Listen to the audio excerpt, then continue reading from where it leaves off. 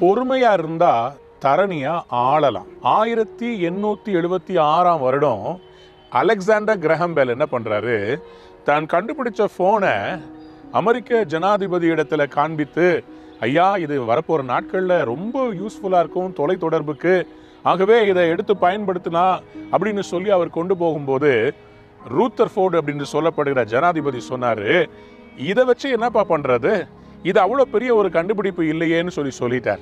அதே போல bill Gates அவர்கள் தான் கண்டுபிடித்த அந்த ஆப்ரேட்டிங் சிஸ்டம் அவர் எப்படி மார்க்கெட் பண்றதுன்னு சொல்லி ஒரு டிவி கம்பெனி கிட்ட போய் கேட்டாரு, இந்த சாஃப்ட்வேரை நான் மார்க்கெட் பண்ணணும், இதுக்கு ஹெல்ப் பண்ணுங்க, இதுதான் நெக்ஸ்ட் பிக் திங்னு சொன்னாரு. அவர்களும் சொன்னாங்க, எல்லாரும் டிவியை பார்க்கறதுக்கு விருப்பப்படுவாங்க, யார்ப்பா உன் பிசியை பாப்பா, பிசிக்கு ஒரு பயனே கிடையாது அப்படின்னு சொல்லிட்டாங்க. அதே மாதிரி ஸ்டீவ் ஜாப்ஸ் அவருடைய போனை கொஞ்சம் அட்வர்டைஸ் பண்றதுக்காக ஒரு கம்பெனி இடத்துல போய் அப்ரோச் பண்ணார். அவங்க சொன்னாங்க, போன் எல்லாம் நாங்க அட்வர்டைஸ் பண்றதுக்கு நாங்க ஒத்துக்கிறதுக்கு இல்லைங்க, போன்லாம் என்னங்க பெருசா என்ன வந்துட போகுது, போன் ஒரு மூலையில ஓரமா இருக்கிறதுன்னு சொல்லி விட்டுட்டாங்க. ஆனா இன்றைக்கு பாருங்க, அலெக்சாண்டர் கிரஹாம் பெல் கண்டுபிடிச்ச அந்த போன் இன்னைக்கு உலகம் முழுவதுமாக பயன்படுத்தப்பட்டு வருகிறது. அதே மாதிரி பில் கேட்ஸ் கண்டுபிடிச்ச அந்த ஆப்ரேட்டிங் சிஸ்டம் அது பாருங்க இன்னைக்கு எல்லாத்துலயும் இருக்குதுங்க. அது கம்ப்யூட்டர்ல இருந்தாலும் சரி, அது ஒரு டிவில இருந்தாலும் சரி, எல்லாத்துலயும் இன்னைக்கு ஒரு ஆப்ரேட்டிங் சிஸ்டம் இருக்குது. அதே மாதிரி ஸ்டீவ் ஜாப்ஸ் அவருடைய போன் கம்பெனி அட்வர்டைஸ்மெண்ட்டுக்காக இன்னொருத்தவங்கிட்ட கேட்டா, இன்னைக்கு அந்த ஐபோன் கம்பெனி பல கம்பெனிகளுக்கு அட்வர்டைஸ்மெண்ட் கொடுக்குது. அவங்க தேடி வந்து கேட்குறாங்க, எங்களது அட்வர்டைஸ்மெண்ட் பண்ண முடியுமா, எங்களது அட்வர்டைஸ்மெண்ட் பண்ண முடியுமான்னு சொல்லி இன்னைக்கு ஐபோன் கிட்டையும் இந்த ஸ்டீவ் ஜாப்ஸ் உடைய கம்பெனி கிட்டையும் எல்லாரும் கேட்குறாங்க.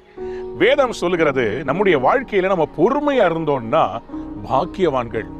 உங்க லைஃப்ல இன்னைக்கு பல முயற்சிகளை செய்து அதுல தோல்வியை கண்டு உங்களை சில பேர் வேண்டான்னு சொல்லிட்டாங்களா, நீங்க செய்த வேலையை ஓரமா ஒதுக்கி வச்சுட்டாங்களா, ஒரு நாள் வரும் நீங்க பெர்சிவியரன்ஸோட இருந்தீங்கன்னா, if you persevere with whatever God has put in your heart, definitely one day உலகம் பிரசித்தி பெற்ற ஒரு நபராக, ஒரு கண்டுபிடிப்பாக உங்களுடைய நீங்க செய்யற அந்த பிரயாசம், அந்த work, it is going to be rewarded. ஆண்டவர் இன்றைக்கு உங்களை பார்த்து சொல்றார், பொறுமையா இருக்கிறவர்கள் பாக்கியவான்கள் என்று சொல்லுவோம். யாக்கோபு நிருபம் 5ஆம் அதிகாரம் 11ஆம் வசனம், இதோ பொறுமையா இருக்கிறவர்களை பாக்கியவான்கள் என்கிறோமே. You are blessed when you are patient. Don't worry, your work will be rewarded. ஆண்டவர் உங்கள் பொறுமைக்கு ஒரு பெரிய பெருமையை உங்க பேர்ல சேர்க்க போகிறார். இந்த நாள் நீங்கள் பொறுமையினாலே ஜெயமெடுக்கிற நாள், கடவுள் உங்களுக்கு ரிவார்ட் பண்ணுகிற நாள். God bless you. Have a wonderful day.